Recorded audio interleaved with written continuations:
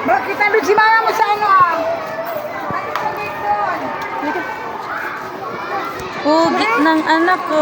Patingin. Ha? Babayan. Oh, ano bibili mo? Ay, hindi nga yung nasa taas, be. Bawal, wala akong pera. Bahala ka dyan.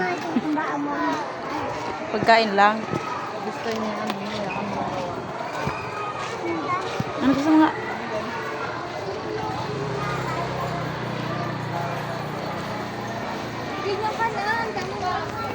Ano yan? Ano nga? Ano to? Pagkain to? Ay. Jelly. Ano bilhin mo?